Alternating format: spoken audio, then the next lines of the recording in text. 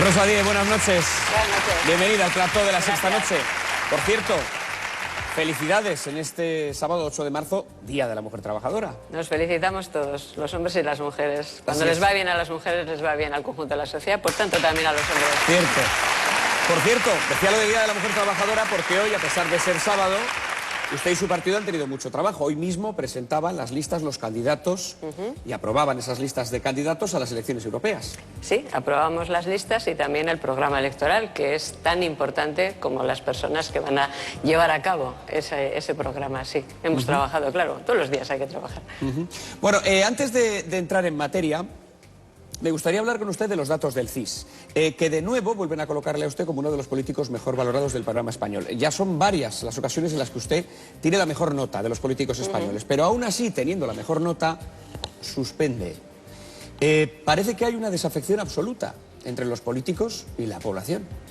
Sí, hay una enorme desafección entre los ciudadanos y los políticos y las políticas que hacemos, quiero decir, no las personas políticas, y es una desafección que termina afectando negativamente al propio sistema democrático. Yo creo que esa es la gran asignatura que tenemos, a la que tenemos que enfrentarnos el conjunto de la sociedad y particularmente nosotros, las personas que nos dedicamos a la política, ¿no? Porque, en fin, cuando los ciudadanos, después del desafecto, terminan pasando de la política y de los políticos, pues corremos el riesgo de que lleguen a las instituciones personas que pasen de los ciudadanos. Yo creo que eso es muy malo para la democracia. Por tanto, efectivamente, en el CIS se me considera la política, vamos, lo consideran los ciudadanos mejor valorada, pero efectivamente tenemos muy mala nota, todos los políticos, y además los ciudadanos expresan su desconfianza hacia nosotros.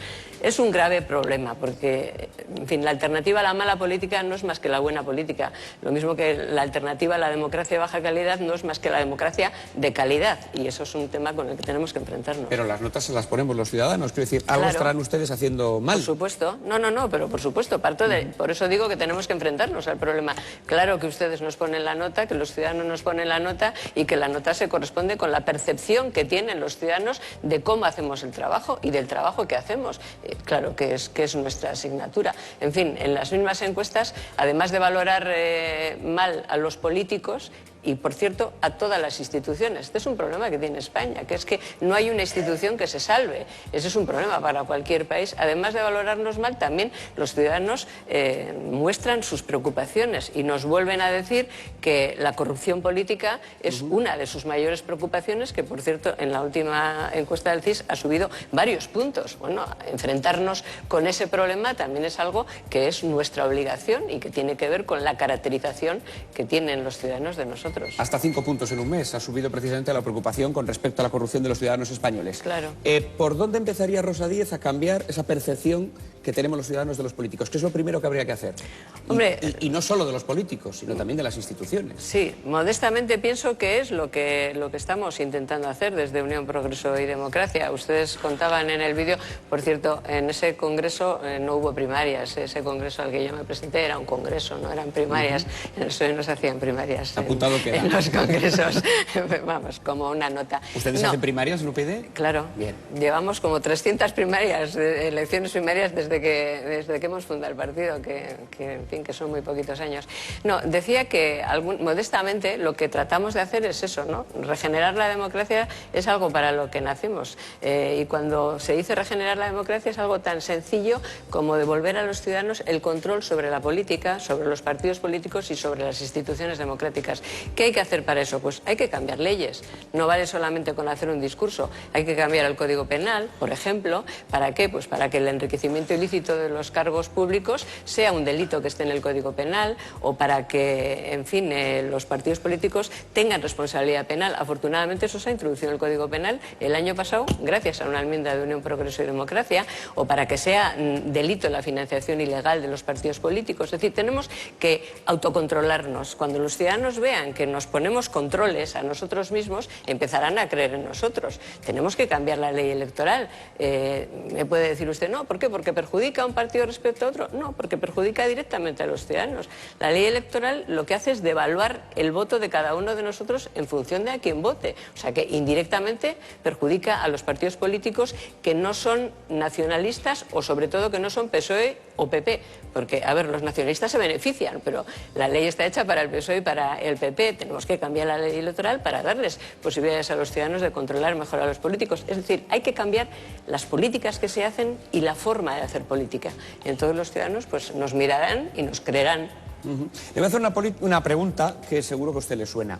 Y es una acusación que siempre se ha escuchado mucho en torno a su formación, a la formación magenta de UPyD, y es la falta de definición o en la izquierda o en la derecha. Esta gente es de izquierdas, es de derechas. Yo le voy a preguntar en primer lugar si usted cree que es necesario estar a un lado o a otro. Bueno, a un lado o a otro, en el sentido clásico, no. Porque yo creo que hay muchos matices. Es verdad que hay mucha gente, muchos matices, muchos grises. No hay, en la vida no es blanco y negro. Hay muchas, en fin, muchos colores intermedios y muchos matices para casi todas las cosas. Pero ciertamente, es verdad que ya esa pregunta solo nos la hacen los periodistas. A mí los ciudadanos no me lo preguntan nunca. Si quiere que le diga la verdad. En la calle, cuando voy por la calle y me paran y me saludan o me dicen, unas veces de una forma crítica, otras veces de una forma más positiva, nadie me pregunta si usted de derechas o es de izquierdas, o su partido es de derechas o es de izquierdas. Y en Facebook, que tengo 50 y tantos mil seguidores y me escriben y les contesto, nadie me lo pregunta. Valoran las cosas que estamos haciendo, le parecen bien, le parecen mal. Los periodistas de vez en cuando todavía nos lo preguntan, pero yo creo que a veces hay mucha gente todavía que necesita las palabras para esconderse detrás de ellas. Hay gente todavía en España que piensa, por ejemplo, que ser de izquierdas es lo mejor. Y que, por tanto, si alguien dice esto lo hago porque esto es de izquierdas, entonces detrás de esa palabra pues se amparan. Hay quien piensa que ser de derechas es lo mejor y detrás de esa palabra se amparan. Yo también, cuando era más joven, creía que todo lo bueno estaba a la izquierda. Ahora tengo 61 años y he aprendido que no, que ser progresista, en fin, no está solo reservado para la izquierda o para la derecha. Que desde posiciones conservadoras se hacen políticas que son progresistas. ¿Qué es ser progresista? Que contribuye al progreso de las personas y, por tanto, de la sociedad. Y que desde posiciones de izquierda se hacen políticas progresistas que contribuyen a ese y viceversa. Entonces, yo creo que a mí me gustaría que los ciudadanos analizáramos las cosas que se hacen y no el título que nos ponemos. Dice, oiga, esta posición que están manteniendo en esta materia, ¿yo la comparto? Pues sí, no me pregunto, ¿es de izquierda? Si nosotros planteamos una reforma, por ejemplo, de las normas laborales, una reforma de las normas que el gobierno ha puesto en marcha, la reforma laboral, hacemos una enmienda a la totalidad.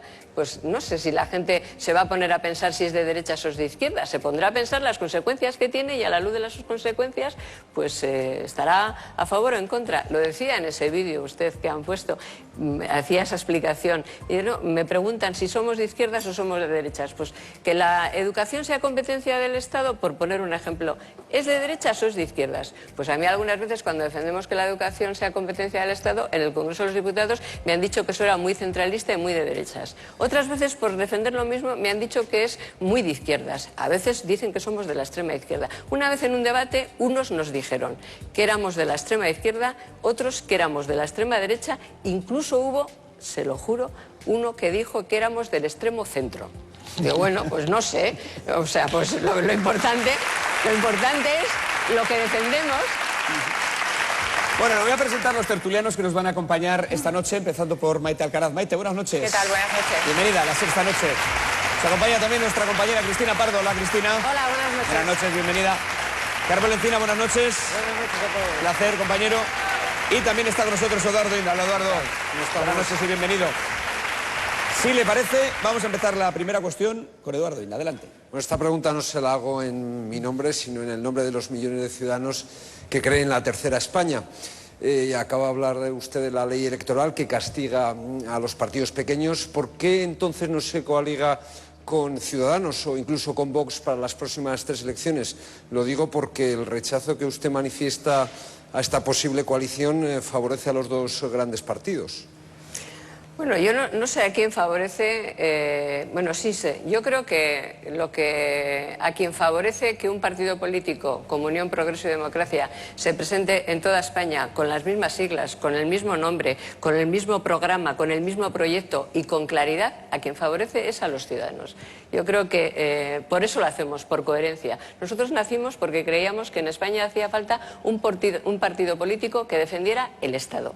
Defender el Estado es defender la igualdad de los españoles. españoles, no es defender un mapa. Y pensamos, para eso, para defender el Estado, que hacía falta un partido político inequívocamente nacional, progresista, laico, transversal, que defendiera esa posición política en toda España y que lo hiciera sin complejos, y que nos presentamos en Cataluña y lo hacemos, aunque allí cuesta muchísimo entrar porque hay partidos nacionalistas e incluso a los partidos nacionales les cuesta mucho más, y lo hacemos en el País Vasco, y lo hacemos en Madrid, y lo hacemos en Canarias, lo hacemos en toda España. ¿Por qué hace falta un partido político nacional con estas características? Eso es lo que creemos, por eso nacimos y por eso lo defendemos. ¿A quién favorece? Favorece a los españoles, a los ciudadanos españoles que ven con claridad cuál es la posición política que nosotros tenemos. Yo creo que eso es lo que nos importa, lo más importante para nosotros. ¿Pero es consciente usted de que defienden más o menos lo mismo que Ciudadanos y posiciones respecto al Estado muy similares a las de Vox, y todo ese voto se va a disgregar? No estoy de acuerdo.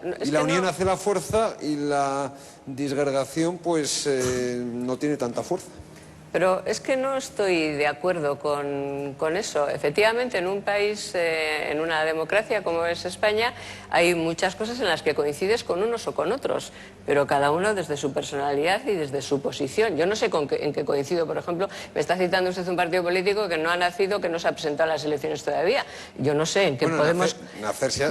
Bien, pero no sé en qué podemos coincidir, porque, a ver, las políticas no son lo que uno dice, sino lo que uno hace. Hay que juzgar a las personas y a los partidos políticos por lo que hacemos. Entonces, en unas cosas coincidiremos y en otras no. Yo en el Congreso de los Diputados, mi grupo vota pues, propuestas que presentan distintos grupos políticos. Nunca, salvo propuestas que presente Amaiur, votamos cosas que presenta el PSOE si nos parecen positivas, cosas que presenta el PP, cosas que presenta Esquerra Republicana, Convergencia y Unión, el PNV. Siempre hay coincidencias, pero, en fin, por llevarlo a su terreno, al de su periódico.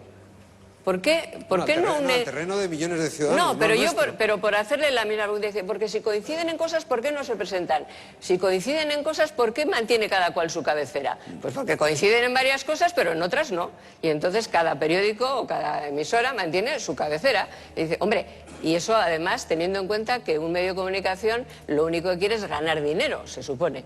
Y a veces hacen fusiones, esta casa es un ejemplo, pues para ganar más dinero. Pero un partido político, el nuestro desde luego, lo que quiere sobre todo es mantener una posición política, ser coherente y defender esa posición política en todas España. ¿Y se lo podrían plantear de cara a las elecciones generales de dentro de año y medio? No.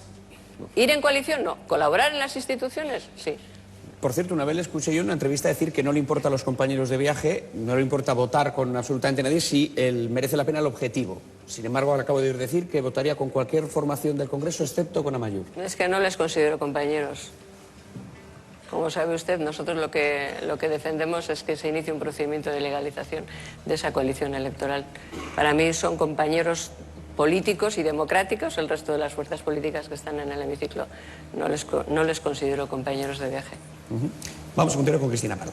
Sí, yo quería saber por qué le cae usted tan mal a Rajoy. Esa es para él, esa pregunta, ¿eh? Bueno, pero claro, usted tendrá alguna impresión, porque creo que además es que no le llama bien ni por su apellido a usted. Ya, pero es verdad, tú lo sabes que esa es una pregunta para él, porque yo me tendría que poner a hacer psicología, ¿no? Y decir, ¿por qué? O sea, ¿por qué este hombre que se pone cual alfombra para contestar a los nacionalistas y que se pone tan nervioso para contestarme a mí y me trata de esa manera? Yo no creo que sea misoginia, aunque algunos me dicen que puede ser eso. Pero fuera del hemiciclo, ¿le trata con el mismo desprecio o es solo en el Congreso? No nos tratamos. Bueno, yo le prometo que si alguna vez viene el presidente de gobierno va a ser una de las 5 primeras preguntas que le vamos a hacer, ¿eh? Hablaba usted de la vocación nacional de UPyD y de los nacionalistas. Usted se ha convertido en el azote de los nacionalistas, en parte, en los últimos años. Me gustaría saber si usted volvería a pactar con el PNV, si sería partidaria de una colaboración tan estrecha como la que tuvo usted en el pasado. A ver, yo creo que lo acabo de decir, con todas las fuerzas democráticas se hacen pactos y yo al Partido Nacionalista Vasco le considero una fuerza política democrática. autonómica. Se hacen pactos sobre las cuestiones que a nuestro juicio se pueden hacer pactos. Cuando hicimos ese pacto, que ha salido referenciado que era un gobierno de coalición, el Partido Socialista de Euskadi con el Partido Nacionalista Vasco, el Partido Socialista Obrero Español, nunca pactó las cosas que debieran de formar parte de los pactos de Estado. Quiero decir, porque esto es importante, es decir, el PSOE, aquel PSOE en el que yo estuve afiliada durante 30 años, no se le ocurrió pactar con el PNV el modelo territorial del Estado, que lo hizo Zapatero después. Es decir, que hay pactos que se pueden hacer. Lo que no puedes pactar con los partidos nacionalistas, es mi opinión, son, por ejemplo, el modelo territorial del Estado. No lo vas a pactar con un partido político que no cree en el Estado español porque cree que cada comunidad es una región, una nación.